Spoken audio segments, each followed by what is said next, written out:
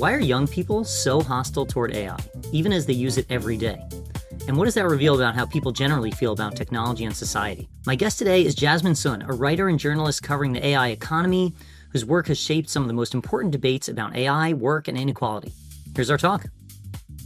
Welcome to The Economics of Work. I'm excited to welcome Jasmine Sun, one of the most prolific writers and journalists on the AI economy. Jasmine, welcome to the show. Thanks so much for having me. So I got to ask you, why do you think people hate AI, or young people in particular hate AI? Oh gosh, so many reasons. It's been something I've been thinking a lot about too. If I were to hypothesize, I think that a huge part of the reason young people hate AI is a question of economics, affordability, and young people's views of their economic prospects more broadly. Even before we were starting to think a lot about AI's impact on jobs in the early career labor market, we already had a sort of decline in trust in institutions in the US. I think young people believe that they need more money than previous generations did to lead a successful life. They have lower faith that they will be upwardly mobile, more successful than their parents. And of course, I'm talking about the United States in particular. Views are different in other countries. And so when you have a lot of these worries about a rising cost of living, about declining affordability,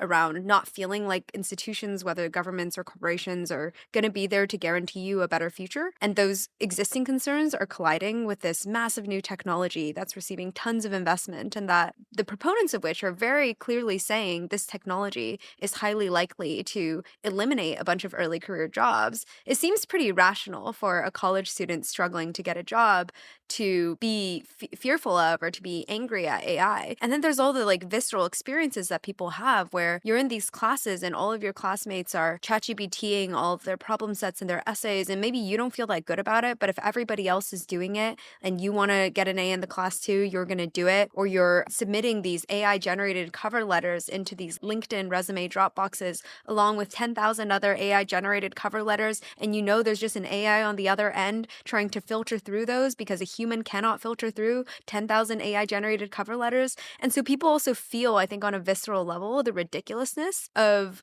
how AI and its capabilities have sort of really put pressure on existing cracks in the system, with the job market, with affordability, with inequality. And so in a way, I find it somewhat rational for young people to be fearful of AI. Yeah, it sounds like, the picture you're painting is a very dark dystopian picture of what it's like to be a young person. It totally resonates. I think there are so many elements that seem so ridiculous.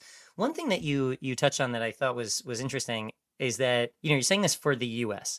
And in the US, there's issues about affordability and stuff like that. And those are not so commonly shared in every country. Do you know if sentiment around how people feel about AI is very different across countries? Like how much of this general bad vibes are specific to the US? Yeah, I mean, there's been some research on this, both qualitative work and global surveys looking at how people feel about AI in different countries. And when you look at them, overall, the US and the Western world broadly do tend to be more pessimistic on AI relative to the developing world. And there are a bunch of reasons that people think this might be true. For example, even Anthropic did this interviewer study recently where they did, I think, 80,000 qualitative interviews with Claude users around the world, obviously a very self-selecting group. But what was interesting was they tended to notice that economic anxieties were a little bit more concentrated in the West, whereas economic opportunity, often from small business owners or people feeling that AI was actually going to help them as an entrepreneur, help them catch up in education,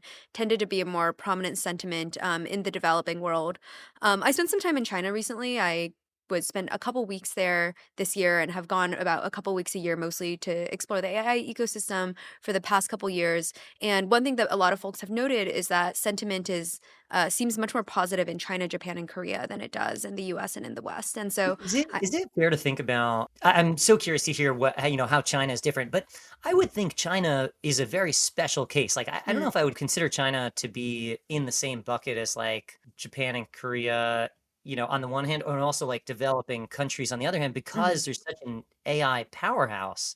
Do you think that is relevant, or do you think it's fair to consider China in the bucket of East Asian countries or developing yeah. countries? Yeah, I mean, I guess honestly, the reason that I brought it up is because I've spent time in China and I haven't spent time in those other countries, but the surveys tend not to include China. Interesting. Why? I mean, Claude's banned in China. It's very hard to do survey research in China because of like restrictions on journalism and academic research and Yeah. things like that. So a lot of like global surveys don't include China, or they'll include just like Hong Kong or something. And so yeah. Yeah.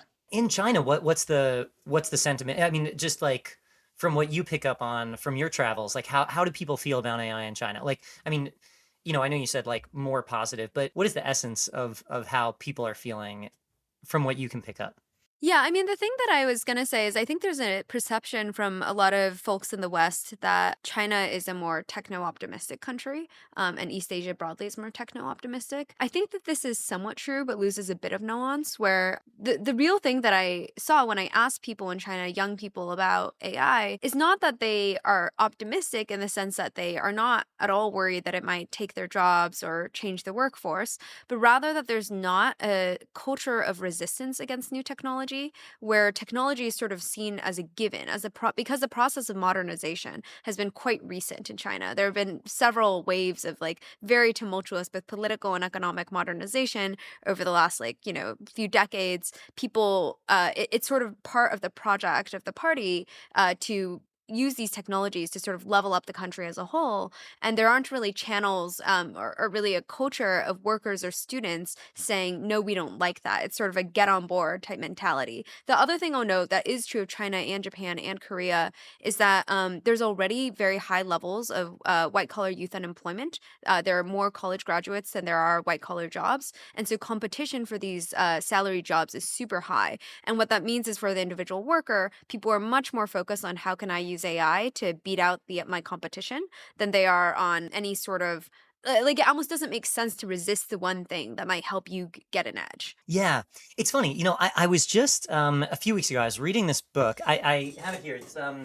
It's called Technology and Employment, Mm, and it was written in 1987. So mhm, this is like a very very old take. It was like some government sponsored thing, and the whole takeaway from the book is that, or I mean, this was like it's a summary of some panel. I don't really even know like how it came to be, but it's got like 15 authors or whatever. So the kind of takeaway from this committee or panel or whatever it was that technology might have some employment effects, but like we're so concerned about global competitiveness that just trumps everything. mhm.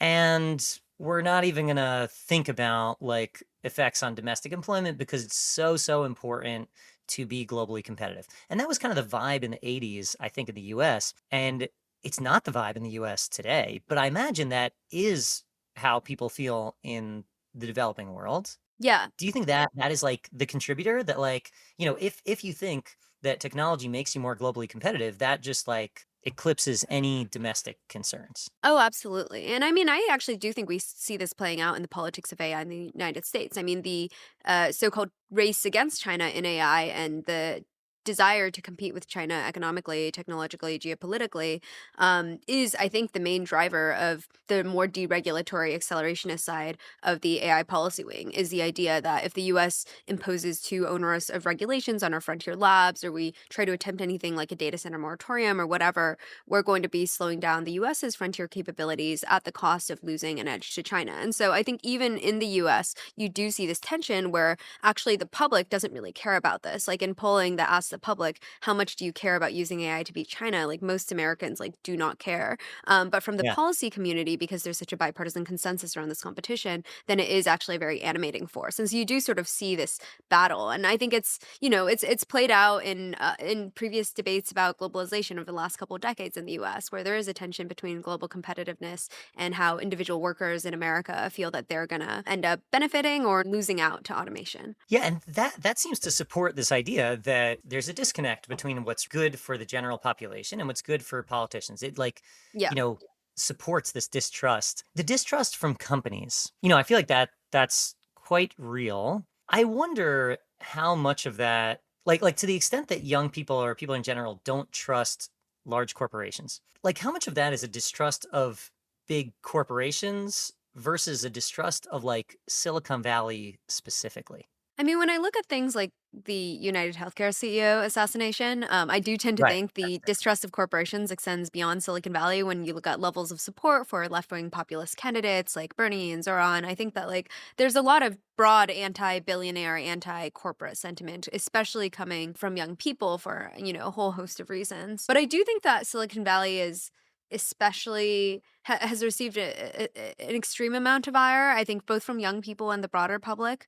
A lot of folks in the policy community are in a way kind of extending some of the problems that they have with the big tech social media companies like Facebook, in the sense that, like, from the Republican side, there's a huge concern that why are these small number of companies able to set speech and content regulations for so many people in the US in ways that are opaque? And now they're starting to ask some of the same questions about these chatbots. And do the chatbots have political biases ingrained in them? Are they censorious in the same way that the social media platforms are being perceived as censorious? Or I think a lot of the concerns around kids' safety and mental health have also sort of been ported over from distrust of the way that the social media companies, namely again Facebook, handled those questions, to distrust of how OpenAI is handling issues around these teenagers who are being encouraged by their chatbots to commit suicide. And so I do think that big tech has been seen as especially irresponsible and especially powerful. And I think that is in some ways warranted. Like, these are the biggest and most profitable companies in history. They're making legendary investments in infrastructure. And it is a lot of these companies, the AI companies in particular, haven't been public. And so there is no oversight. There's no way for people to share in the gains. It's not surprising to me that people are worried about that concentration of wealth and power. So yeah, I mean, you brought up this, like, they haven't been public, and maybe they'll be public, any Yes, day now. this is very Uh, likely to change.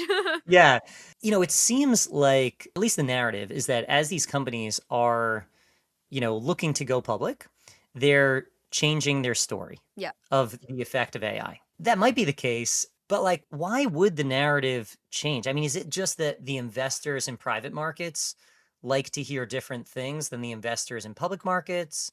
Is it that they want to be more friendly to governments at the time? Or like why should it matter whether you're public or private, like what the narrative is? Yeah, I mean, it's hard to say exactly the reason for the narratives changing here. I think part of it is that they are preparing for these IPOs, and they do care about the public markets. I think another is that political backlash is being taken a lot more seriously as a threat. I mean, at the point where you're having these widespread, again, data center moratoriums and protests, and even in some cases political violence against AI lab CEOs and such, these companies are starting to go like, oh yeah, maybe we shouldn't be saying that this is going to kill everyone and take all your jobs. Maybe that's not going to buy us the best chances of succeeding and getting the public and policymakers on board with our program.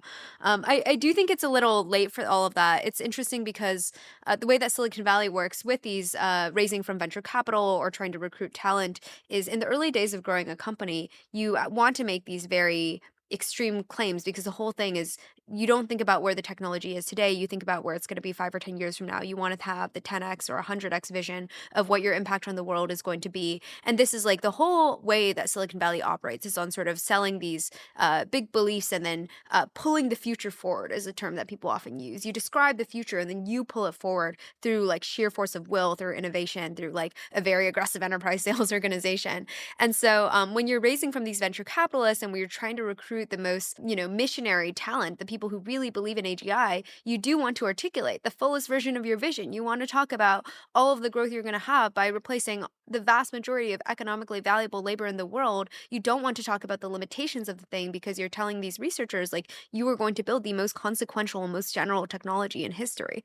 And for what it's worth, I still think that a lot of these AI executives believe that these technologies are that transformative and are that disruptive. I think that actually they're being cross-pressured internally to actually refine some of their rhetoric and to tamp down on some of the more extreme rhetoric because of the risks that are being posed. But many of them are still true believers. They wouldn't have been at this for like the last 5, 10 years if they weren't true believers. Yeah, it makes sense that, like, in order to communicate these things effectively, you have to be a true believer. It's not like you can just change your position on a dime, and they have selected to surround themselves with people who believe it. What's so striking from that is this idea of like pulling the future forward, having the future in your hands. Like that's a compelling idea, but that seems like it often gets paired with this kind of like nihilism about like, well, AI is just gonna like eat the world, and like nothing we could do about it, and like society is gonna be terrible, and like that's just progress and we can't affect that. So like, how do we square this idea of like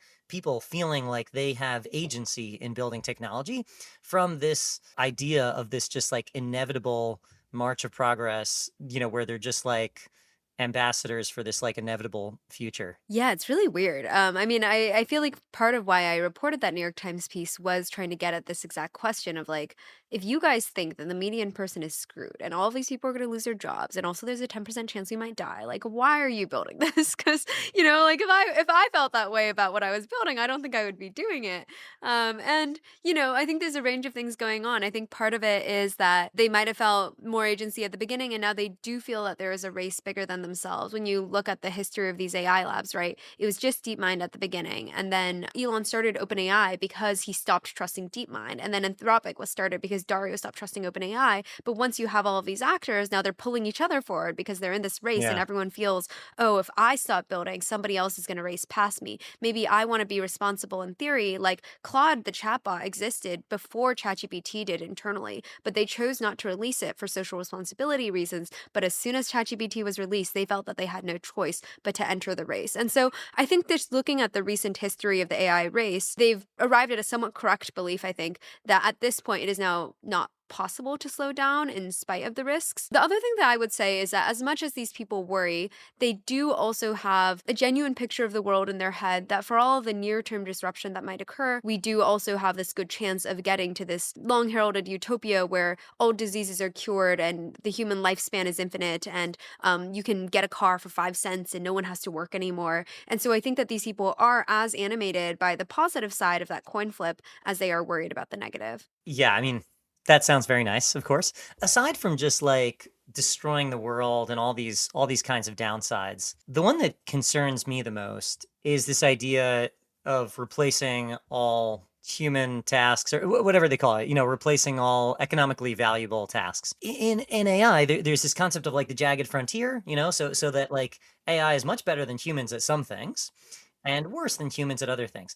And to an economist, I think we would just think, great, the more jagged, the better. Yeah. Like these technologies should be doubling down on their strengths. And like the more jagged the frontier, the better. That is like, that means more advantage, more gains from specialization, from exchange between humans and machines, more complementarity, just more comparative advantage generally. And like, that's a great thing.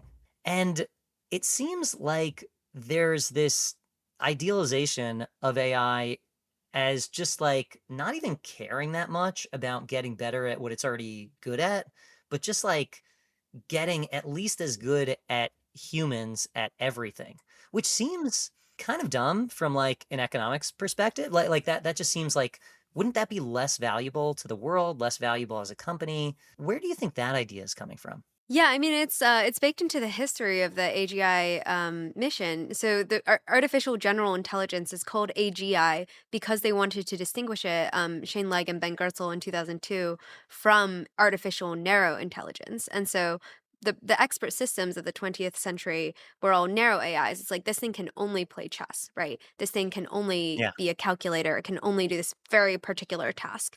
And so the dream of AGI has always been something that is not jagged, that is general as humanity is. And so from the beginning, when you think about like the very early DeepMind projects, it was like, we want to master every Atari game. We want to build AlphaZero so that any sort of closed board game can be mastered by the system without specifically training it on any one piece of data.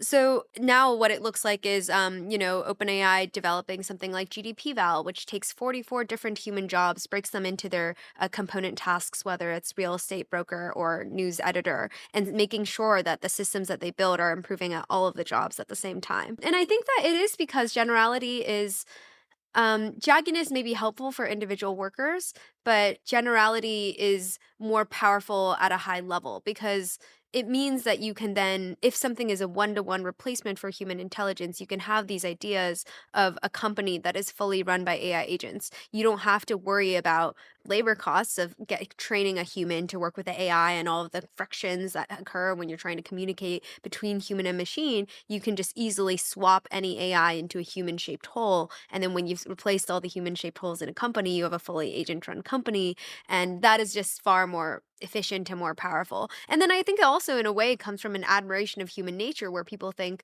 humanity's greatest strength is our generality. Humanity's greatest strength is that we have this flexibility, we're very general, we're very sample efficient. We can, go learn a skill like twice and basically pick it up. And so the same traits that have allowed humans to invent electricity and then to invent AI itself, maybe if we imparted these general skills to the AIs, they too would be able to accelerate human invention and create all of these scientific advances. Yeah, interesting. I mean, I get like yeah, I think like the desire to get generality just for like hitting benchmarks for like advancing AI beyond narrow intelligence, that makes sense. I think this idea that like if you're not constrained by bottlenecks, that makes sense.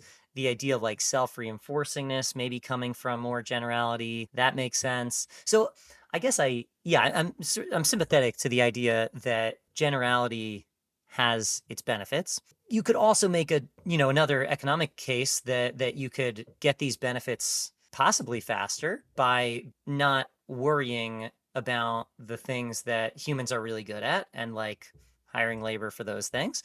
And maybe you can make progress faster. So, those are like totally Yeah, I different mean, I think it's takes, just like you know? the Yeah. mindset of someone who like really believes in AGI sort of also goes hand in hand with the mindset that humans are inherently limited and flawed, right? Like it's like one toy example we could use is like a fully self-driving car, which is we can call it like a narrow agent, versus like an Uber driver or taxi driver with Google Maps, which is a tool AI that is like complementary to the human, right? Yeah. And the thing is, the human driver with Google Maps can screw up sometimes. Maybe they're sleepy, maybe they're drunk, maybe they're just like distracted because for some reason or another. And so there's this idea that the agent and the fully automated system is going to be both more efficient and more perfectible than humans, which are always going to come with these like some humans are going to be more focused than other humans and better at this and that. And so every time you introduce humans into the system, there's this sense that like there are limitations to that, there are mistakes, there are flaws that could arise. And so I understand, to me, like personally, I'm actually very grateful that AI is so jagged so far because I think it slows down diffusion and it encourages augmentation and complementarity in a way that I think is broadly good for humans and good for workers. But if you're just focused on trying to, maximize productivity and increase the speed at which we get the next great scientific breakthrough, and you look at humans and by our own biology and by our own variability between people, like we are just limited. I think when people take this like extremely long-termist view, that's how they end up thinking like generality is what we need. Yeah, yeah, interesting. So, I mean, it sounds like you think that the future of how AI evolves depends a lot on who's building it. Like, if this were a company started in a different place by different types of people, that the technology would evolve differently. That there's still this like vision that human people are carrying forward, that like this is the type of AI they want to build. And that's going to dictate their product roadmap and like the progress of this technology. And they're all kind of in the same boat. Like, DeepMind, Anthropic, OpenAI, they're all kind of like in this camp. Is Yeah. that fair to say? I think roughly, yeah. I mean, obviously, you can point to the differences between them, but again, you look at the early corporate history, it's a very small set of investors and a very small set of researchers who are even interested at all in the idea of an artificial general intelligence. Because otherwise, I do think there is a world where we primarily focus on narrower applications of deep learning, but there's a small people with just such a strong conviction that it would be possible to make an AI as flexible and general as a human is that have sort of poured all of the capital into this project at the beginning. Yeah. So let's say they do that, and let's say they're right. Then how do you think it plays out, and how do you think they think it plays out? Just like the accomplishment of this very general artificial general intelligence. I mean, it's hard to say because I don't know that it is playing out right now. Parts of it are playing out, to be clear. Like I'm a general believer that AI is very capable and it gets better all the time at a bunch of things. But I think that humans and human capability is a lot more complex than current AI systems seem to be. Like when I think about the reasons that I am not worried about a total jobs apocalypse, even while I'm worried about sort of concentrated disruption. The main reason I'm not so worried is because I think AIs are just pretty far off from replacing human jobs. Even when you look at these evaluation benchmarks that attempt to take a job and decompose it into tasks, right? I mean, economists know very well that most jobs are more than bundles of tasks. And like a big part of jobs is their adaptability or playing these like weird social connective tissue roles that you don't really get written down into the tasks. And so I don't know. I think it's hard for me to play out the future like that. But Yeah. Well, Yeah, well, sorry, I don't have what a very good you're answer to this no, question. no, It's a bit that's broad. I think that's a good answer in that we can't really know to some degree, but it seems like there is more conviction among the AI builders on that. Like, how do you think they think it plays out? I think a huge part of this is that most people building AI work computer jobs in code. And it just turns out that coding is like, relatively speaking, of course, it's like there's tremendous technical accomplishments that go into building amazing coding agents. So I don't want to like pretend that they aren't amazing technical accomplishments, but coding is a very unique type of task, right? Like there's tons of data on the internet to train on. There's all these like open source code bases that you can train on. Coding is a contained environment where all of the context lives inside the computer written down. It's not like you have a bunch of tacit knowledge in people's heads. It is a computer job that people can was always well suited to things like remote work. You don't have to like interact with the physical world or do a bunch of like sales calls and networking and happy hours and things like that. And so I think that people in AI tend to a little somewhat over index on how relatively easy coding is to automate and to disregard everything else. But the way that they would say that it plays out is that coding automation is enough. So I think that a lot of those folks believe that if you automate software engineering, then you can automate AI research, i.e., software engineering plus like designing experiments, coming up with ideas, like a few of the, somewhat broader creative capacities that come with research. Once you've automated engineering and research, you can also figure out how to do everything else. And for example, I might say something like, well, like you say you're going to use AI to cure cancer, but like right now, the way that you test drugs is really complicated because you have to like run all these like long human experiments and stuff. And someone who's really bullish on automated research being the pathway might say something like, no, but we're going to be able to create such an amazing digital simulation of how a drug would interact with the human body that we will no longer need to go through the long human testing process. We can just run this like really fast, perfect digital simulation that we've developed with our automated coders or something like that. And so I think a lot of folks in AI see automating the digital world and making that super intelligent as the pathway to solving all of the difficult, thorny physical world and social world problems. I'm a little bit less certain of that, I think, than some people in AI are. Yeah, it's interesting how this kind of comes back to this idea of software eating the world. Like, in order to believe that AI is eating the world, you have to believe that software is eating the world and AI is eating software. So this idea, I mean, you've like introduced this. I don't know if you introduced it, but you popularized this idea of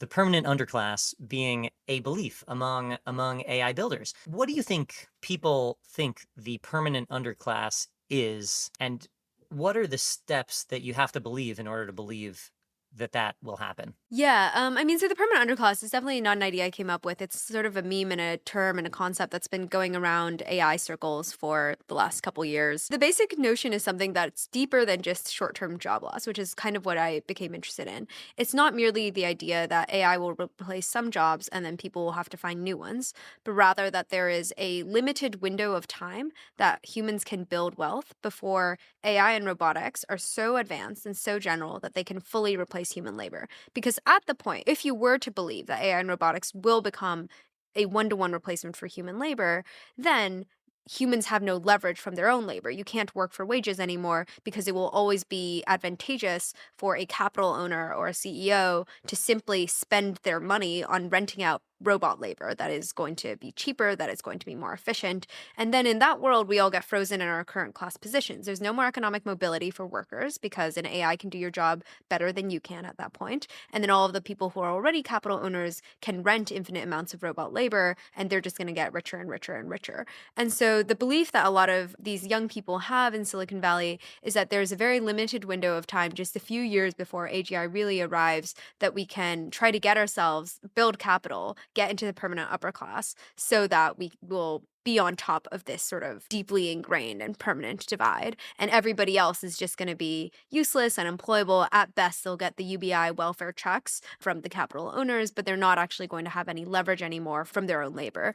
And I think that this idea it's hyperbolic in certain ways, and it's a real belief in other ways. Like, I definitely think that people are deeply worried that a runaway inequality scenario is possible. I think you can see it as an acceleration of current trends where the labor share of GDP is going to decline further. Automation does increase the returns to capital. People think this is going to become much more extreme. People are worried that as AI again gets better than most humans' ability or even the ceiling of human ability, even no matter how much you try to upskill yourself or train yourself or build your own human capital, you might never get better than math than like GPT-10. Like I will never, no matter how much math I study, I will not be able to solve those Erdos problems. And so like there is a world where as AI gets more advanced, it becomes harder and harder for humans to find any comparative advantage as workers. And that's really freaking people out about trying to build wealth in the short term. Yeah, interesting. So it sounds like this idea of just like AI and robotics doing all valuable stuff, that to me seems very extreme. But I wonder if this is still kind of a useful concept even on the margin. So like, if I'm thinking about like what has to be true in order to believe this,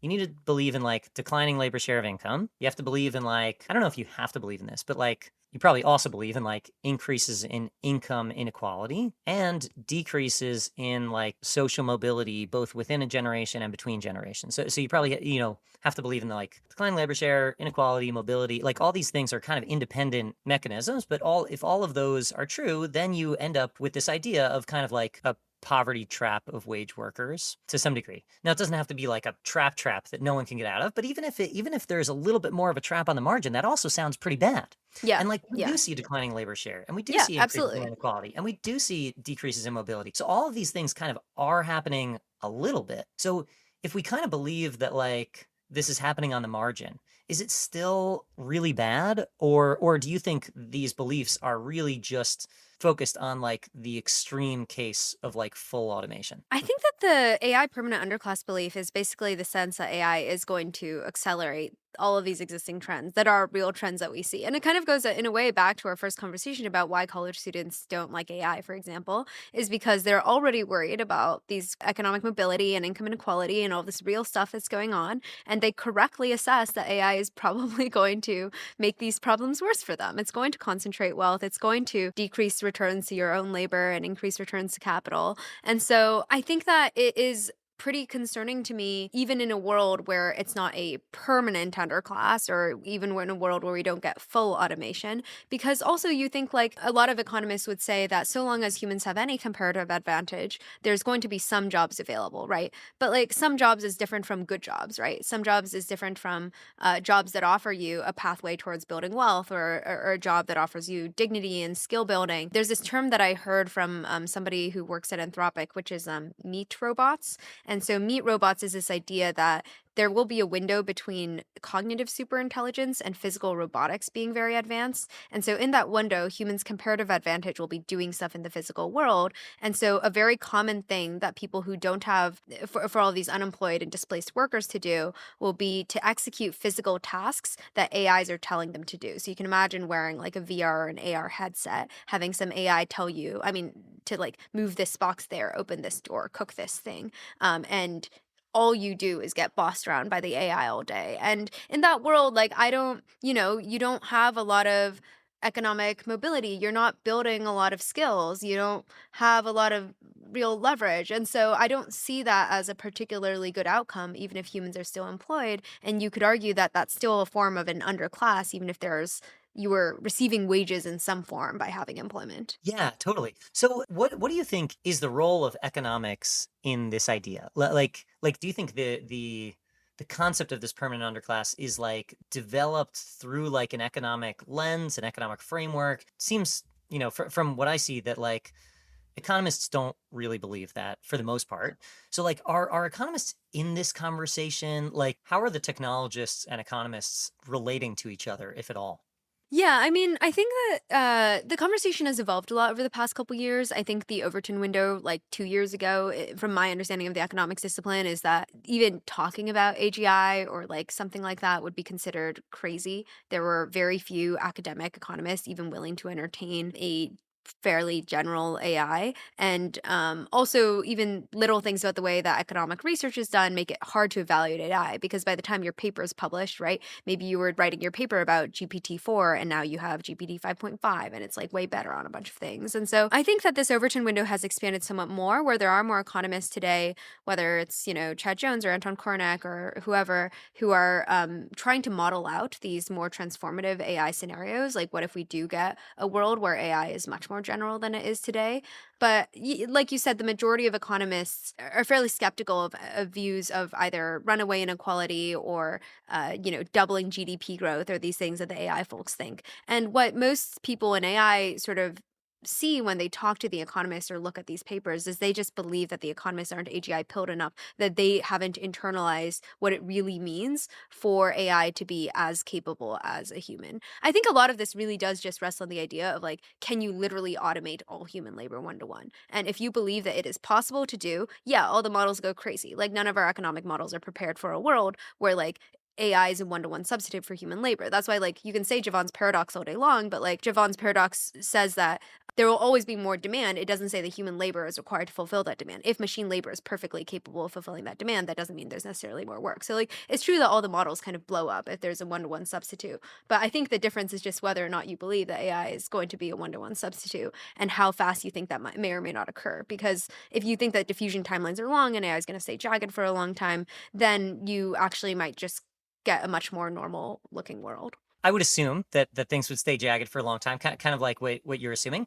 But also, I mean, the idea of jaggedness, seems to presume that human capabilities are kind of fixed, and I wonder if that's right either. Like, if that's like a good assumption, because you can have the expansion of AI take whatever shape it takes, but then the idea of comparative advantage is that humans do whatever they're better at, and maybe it's bussing tables and being a meat robot or whatever it is. But so maybe that becomes the thing they do, or maybe it's therapy or childcare or whatever. Like there are things that humans will presumably have some comparative advantage in. I heard this example that I think David Otter said this, where he talked about this example of snowblowers, where a snowblower is super cool. It can like get rid of all your snow.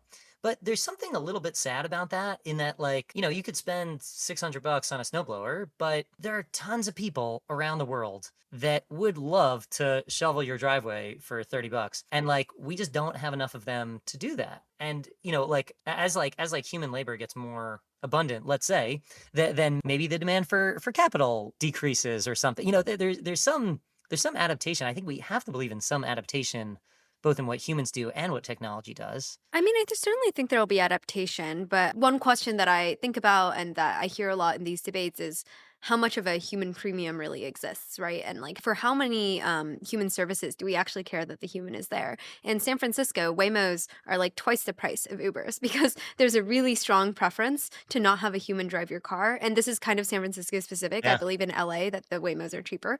Oh, But really? Huh. yeah, because in LA they hate AI too much. It's a Really? I creative would think city. People are not a fan over there. But in San I would Francisco, think the people will novelty pay premium. a Yeah. 50%, but it's not even new anymore. Like people will pay a consistent 50 to 100% premium on the rideshare in order to have a car without people. Or you think about, back in the day, people might go see live theater, but now even wealthy people who can afford to see live theater all the time will frequently choose Netflix or TikTok instead of going to see live theater. And so I think it's true that for a lot of things where we might have assumed there was a human premium, even people with a capacity to pay for people will choose the faster, more convenient, and more standardized digital equivalent. Same with like healthcare. Like a lot of people, even rich people with access to amazing healthcare, will still use ChatGPT as their first stop because it's faster. Maybe it's less embarrassing. Maybe they like something else about the experience. And so I certainly think that there are some jobs for which people will, always prefer that the human do it.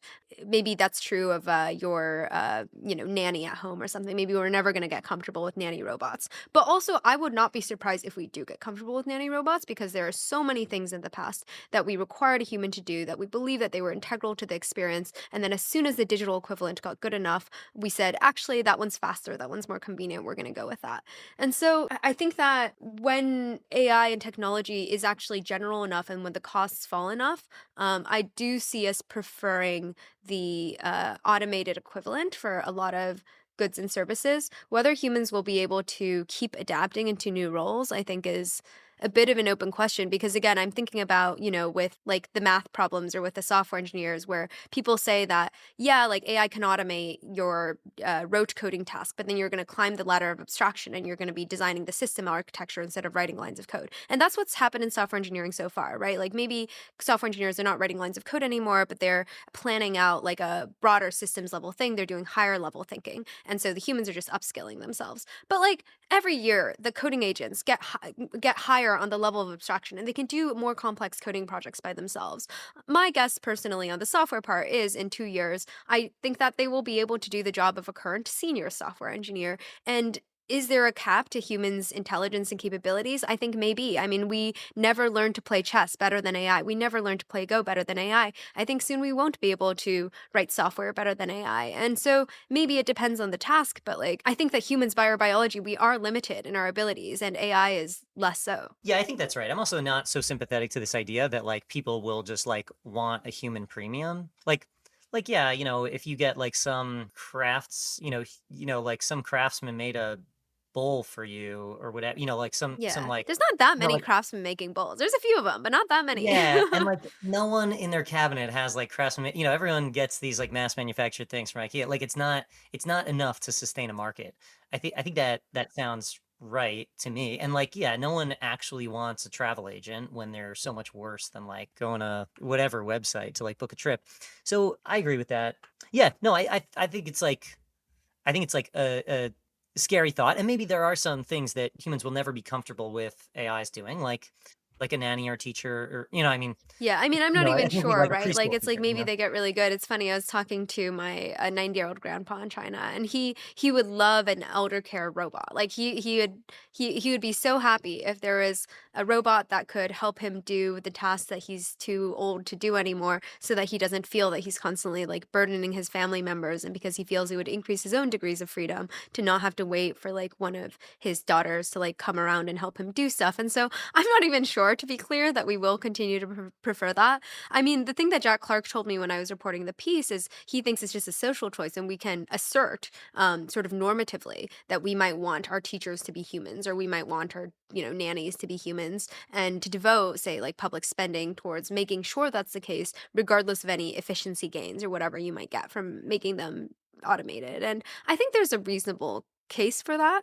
But I also know other folks in the AI industry who don't think we should do that because they think we'd be, inhibiting consumer surplus that you would gain from having like superhuman AI teachers or something. Yeah, yeah, interesting. I could see arguments on both sides. Makes sense. What do you think? What do you think economists should be paying attention to that they're not paying attention to enough? Oh man. I mean, one of the things that I think like I've been thinking about the most since reporting that piece is a lot of the China shock and globalization debates of the last few decades, and the fact that yes, we saw GDP grow up and we saw net job growth as a result of, say, deindustrialization and moving more towards an information and services economy. And yet there are tons of people who held like good factory jobs who never reskilled, never retrained, never were able to get one of those new jobs that was created in Silicon Valley because they were actually, an aluminum worker in, Buffalo, New York. And so I think that was one of the most crisp views to me of the thing that economists can sometimes miss, where if you're just looking at the aggregates and you're just looking at aggregate job growth and aggregate GDP growth, you're not paying as much attention to whether certain groups of individuals are going to be able to make it out. And I think we really underestimated in that case the broad social and political effects that would ripple out from having an even like numerically small set of like really disempowered and screwed over people. I think we may have that again with, say, these college students who feel like they can't find a job. And so maybe this is more of an economic policy question than an economic research question. I really wonder, like, let's say that AI is able to do all of these knowledge work jobs, accounting, software engineering, digital marketing, whatever, that have sort of been part of this American promise that if you go to college for 4 years and you get like a solid degree, you're just going to get one of these knowledge work jobs coming out the other side of it. And if AI can do all of those jobs, how will we have to refactor our education system broadly? How will we have to refactor our tax system broadly, et cetera, to guide people towards other kinds of work? Yeah, sort of like I imagine that a lot of things about the American economy will look different if these like white collar firm jobs that make up such a big part of the economy are going to be replaced. Yeah, like maybe, you have care jobs and physical trades and small business entrepreneurship, but like our education system is not prepared for that. Our tax system is not built around having a lot more self employed people and small business owners and fewer people with like, W 2 jobs. And so those are kind of the questions I'm interested in now. Yeah, I would. strongly endorse your view that we should be paying more attention to the education system and how that needs to adapt. Another thing that I'll endorse is something you said really early on about sort of job search and match. You apply to a Oh, job yeah. and just going to No, some, it's a it's like disaster. it's such a disaster. It's so broken, and like that seems to be very economically meaningful and like Yeah. probably something we should be paying attention to. Have you So that's seen good another thing. ideas? Yes, but they would take plenty of time. Okay. So we'll have you back another time and discuss. But one final question for you: what are some of the trends that you're paying attention to? Like, can you give us a sneak peek on what you're working on? Yeah, so Feel one of free the to say no pieces if you I don't want. yeah, I mean, one of the pieces I wanna write next, it's maybe a tiny bit related. It's not, like, fully an economic piece, but it's kind of related, which is I'm really interested in what the AI generation looks like in the sense that, like, I feel like that I was part of the internet generation. I grew up with access to the internet on a home computer, and being able to use the internet to seek information, to teach myself stuff, to make connections with other people, to socialize, to learn, whatever, was, like, a really core part of my own learning and development and experience as a preteen and a teenager. And now we're starting to have the first AI generation, these, say, 13-year-olds who, from the time they're in middle school, are using ChatGPT all day, who are, vibe coding toys, who are running their like drop shipping businesses and making videos and whatever, all using AI tools in ways that I probably can't even imagine. And so I am very curious as to not like the current college students, but go a generation below that, these people who have really grown up using AI all the time. How do they use AI? How does it shape their personality, their skill sets, the way that they learn, the way that they grow? And so I just want to learn more about that experience of like a young teenager living with AI. I can't wait to read it. Thank you so much for being part of the show, and I'd like to also plug your wonderful Substack. It's great. I love reading your Substack, so check out Jasmine on Substack. Thank Thank you you. so much. No, this is fantastic. Thank you for having me. The Economics of Work is brought to you by Rebellion Labs, workforce data for research and benchmarking. If you enjoyed, please remember to rate, review, and subscribe. It'll help us reach other curious listeners. I'm your host, Ben Zweig. Our producer is Cole Wagner. Thanks for listening.